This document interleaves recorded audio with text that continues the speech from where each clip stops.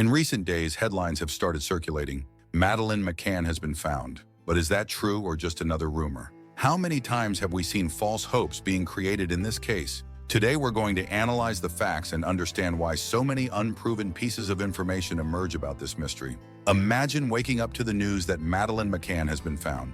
After years of uncertainty, bombastic headlines begin to appear, bringing a promise the entire world has been waiting to hear. But before believing it, we need to ask an important question. How many times has this story been repeated? Since 2007, when Madeleine disappeared, the case has become one of the most debated mysteries in the world. Over the years, multiple discoveries have been announced, only to be debunked shortly after. Every new clue seemed to be the one that would solve everything. But in the end, more questions always arose than answers. Now a new name appears, a new clue, a new possible outcome. But are we facing the truth or just another illusion? What makes this new revelation different from the previous ones? This time, there is something that needs to be analyzed very carefully, because if this clue is real, it could change the course of one of modern history's most closely followed investigations. And there's one detail that most people are ignoring about this new revelation, something that might make you rethink everything you know about this case. When a person disappears, every new clue can mean the difference between hope and despair. But what if these clues are deliberately created to deceive? The truth is that not all the information about Madeleine McCann was generated by serious investigations. On several occasions, false discoveries and dubious witnesses have manipulated the story, leading the police and the public in the wrong direction. In 2023, Julia Faustina, a young Polish woman, claimed to be Madeleine McCann. Her physical resemblance and tragic story convinced thousands of people that the mystery was finally solved. The media went into a frenzy, and the spotlight turned to the possibility of an emotional reunion. But then came the DNA result. Julia was not Madeleine. This raises a concerning question. What if we are facing yet another similar case? If with every new clue the public clings to hope, only to see it crumble, are we really any closer to the truth, or just repeating the same cycle? This isn't the first time the world has been deceived about Madeleine, but the big question now is this new information different, or is it just another mistake in the long list of false hopes? The problem with cases like Madeleine McCann's isn't just the disappearance itself. It lies in the impact that false information can have on the investigation and the family's life. Every new supposed discovery consumes time and resources from the police. Every unfounded theory diverts attention from real clues. And worse yet, every hope raised and then dashed leaves deep scars on Madeleine's parents, who have been living for more than 17 years in this cycle of expectation and frustration. But the biggest problem isn't just the false leads. It's the fact that many of these stories are fabricated to gain media attention, clicks on the internet, and even money. There are those who take advantage of the tragedy to create narratives that never existed. If Madeleine has truly been found now, it means that decades of efforts have finally yielded a result. But what if it isn't true? What is the impact of yet another disappointment in a case that has already carried so much pain and speculation? Even worse, if this new clue is false, who is benefiting from it? And more importantly, will the truth about Madeleine McCann ever really be found, or will it always be overshadowed by well-crafted lies? In 2011, a man appeared claiming to be Timothy Pitson, a missing child in the United States. He said he had escaped captivity and was finally coming home. The family was in shock. The police were mobilized. The media was excited. But there was one problem. He wasn't Timothy. He was an adult who decided to pass himself off as a missing child. Stories like this happen more often than we imagine. If a well-told lie deceived even the authorities, how can we know if the new clue about Madeleine McCann is real?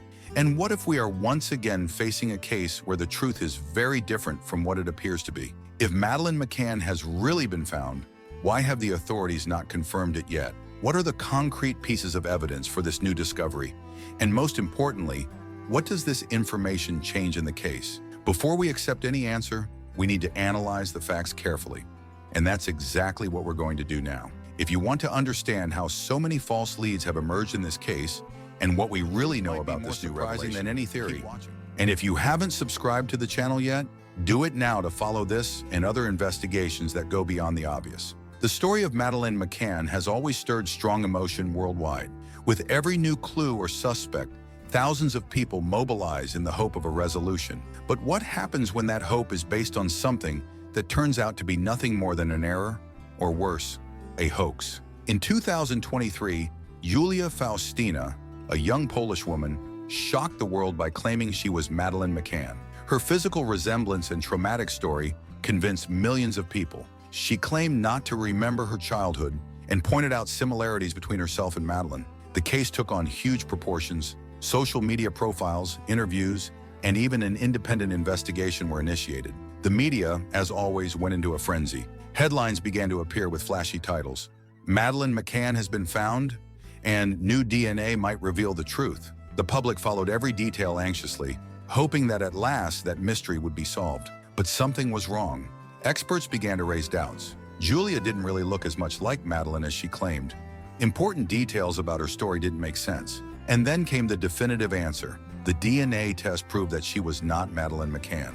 The shock was overwhelming. Many people felt deceived. Madeleine's parents, who have lived for years between hope and pain, were exposed to yet another public disappointment. The police wasted valuable time analyzing something that should never have been considered a real lead. And the question remains, why does this kind of story keep happening? Why does the McCann case continue to be such an easy target for rumors and false hopes? Now another supposed discovery emerges. But are we facing a new case like Julia Faustina's? To better understand this pattern of false hopes, we need to look at real cases that were resolved in a completely different way. In 2011, Carlina White, a young American woman, made a discovery that would change her life. Since she was little, she felt that she didn't belong to the family that raised her. After years of doubt, she decided to investigate her past and found something staggering. She had been kidnapped as a baby. Carlina didn't need the media spreading wild theories or creating false expectations. She collected concrete evidence and, on her own, managed to resolve the case. When it became public, the authorities quickly confirmed her identity. The difference between Julia Faustina and Carlina White is clear. One was based on speculation and media attention, while the other was based on facts and real investigation. And now in the McCann case, we are once again faced with a new revelation. But is this information more like Carlina White's, a real case based on evidence? Or are we about to relive another false hope, like in the case of Julia Faustina? Has the media learned anything from past mistakes? Are the police handling this new lead correctly? The problem is that while each false lead grabs headlines, the true story might be getting buried under an avalanche of misinformation. What do we really know about this new discovery? Could it finally bring answers, or just perpetuate this endless cycle of false hopes? That's what we're going to investigate now. With every new lead about Madeleine McCann, the public's reaction is always intense. The media rushes to disseminate the information, investigators come under pressure, and most importantly, the family relives all the pain of the disappearance. But what happens when all of this turns out to be just another false lead? In the cases of the Sauter siblings and Timothy Pitson, false hopes dragged on for years, destroying families and diverting attention from real investigations. With the Sauters, the belief that the children might be alive led the parents to receive anonymous letters and photos for decades. Each clue made them believe they were closer to the truth, but in the end, none led anywhere. In Timothy Pitson's case, the impact was even more cruel. For years, his mother claimed he was safe, only for the police to later discover that he had vanished without a trace. Then years later, an adult man claimed to be Timothy, deceiving the authorities and feeding the family's hope. When the DNA test proved he was a fraud, the shock was devastating. And now, with the supposed new discovery about Madeleine McCann, we face a similar moment. The parents, who have already experienced numerous highs and lows, are confronted once again with the possibility of an answer. But is this information real? Or are we witnessing yet another cycle of false hopes? If this lead is true, we would be facing one of the greatest criminal outcomes. The impact will be irreparable for the McCann family and for the progress of the investigation itself. Every year, new leads appear and vanish in the McCann case. But why do we still believe so strongly in each one? Part of it is due to the uncontrollable human desire to seek answers, especially in unresolved mysteries. When a tragedy like this happens, the mind searches for any detail that might bring a resolution. However, this quest for truth often turns into a dangerous game. The more attention the media gives to unfounded new leads, the more the real truth can get lost. In many cases, the police have to pause relevant investigations to verify claims that, in the end, lead to nothing. Now, faced with this new supposed discovery, we have a big dilemma. If we ignore it, we risk missing the true answer. If we blindly believe it, we might be investing energy and resources in something that isn't real. The only way to know if this new lead has credibility is to analyze it dispassionately, look at the details, and understand whether there is indeed a concrete basis. What do we really know so far? What have the authorities officially said? The truth might be close, or we could be about to relive another illusion. But one thing is for sure, with every new lead, we get closer to a possible end for this mystery. Is it possible that we are finally facing the truth about Madeleine McCann? Or is this new revelation just another cycle of false hopes? Let's analyze the evidence and understand what is really happening. Since the beginning, the Madeleine McCann case has been marked by twists, false leads, and the endless hope that one day the truth would be uncovered. Now faced with yet another supposed discovery, the big question remains. Why do we continue to believe every new lead, even when so many have proven false? The answer lies in the very workings of the human mind. When something as impactful as a child's disappearance occurs, especially with the enormous media attention this case received, our brains refuse to accept an uncertain outcome. They search for answers, connections, and even patterns where there might be none. This explains why so many people believe in new leads without questioning the evidence. The mere fact of someone saying, "I am Madeleine McCann," is enough to make thousands embrace the idea without waiting for official confirmation. This tendency is directly linked to the effect of hope in missing persons cases. In unsolved cases, psychologists explain that the brain tries to fill in the gaps in the story. This happens because, for many people, the idea of a tragic ending is unbearable. Hope becomes almost a necessity, and any possibility of a happy ending gains more strength than it should. But it doesn't stop there. There is another psychological phenomenon that further fuels this collective belief: the Mandela effect. This effect occurs when a large group of people shares a false memory.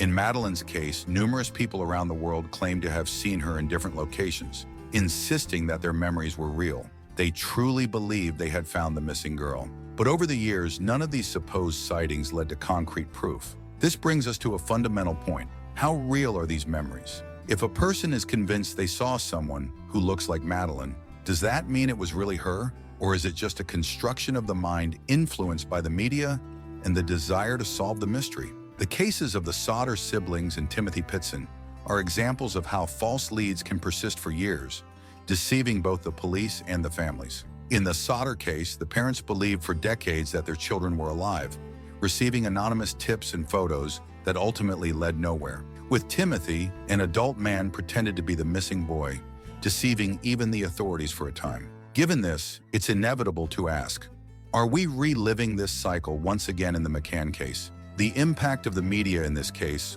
also cannot be ignored. Since 2007, Madeleine McCann has not just been a missing child, she has become a cultural phenomenon. Documentaries, special reports, online theories, and private investigations have transformed this case into something much larger than just a search for answers. With so much exposure, it's natural for new leads to constantly emerge, fueled by people who believe they have important information, often with no concrete basis.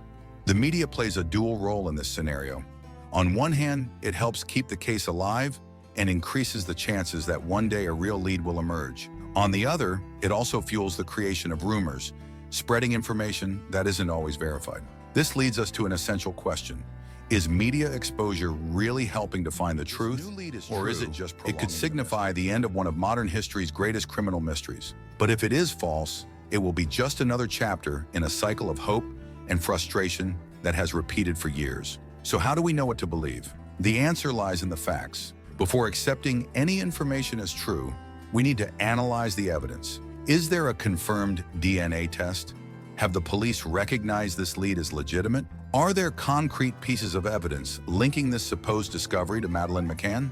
The search for Madeleine has become more than a criminal investigation. It has become a reflection of how we deal with mysteries and our need to find answers. Every new lead rekindles hope, but it also brings the risk of fueling illusions. Now, once again, we stand at a decisive moment. Is this new information real, or are we just repeating a pattern we've seen so many times before? If this lead is true, Madeleine may finally have been found, but if it isn't, what does that mean for the future of the case? Could it be that the truth is still hidden somewhere, waiting to be revealed? One thing is for sure, as long as there are doubts, as long as there are unanswered questions, the McCann case will continue to fascinate the world. If there's one thing this case has taught us over the years, It's that not everything that appears to be an answer truly is one. With every new lead, every supposed sighting, hope is renewed. But how many times has this happened without any concrete proof? How many times have the media and social networks spread information that in the end only increased the mystery instead of solving it? What we do know for sure is that there is no confirmed evidence that Madeleine has been found. No official statement from the British or Portuguese police supports this new information. Does that mean we should ignore the possibility?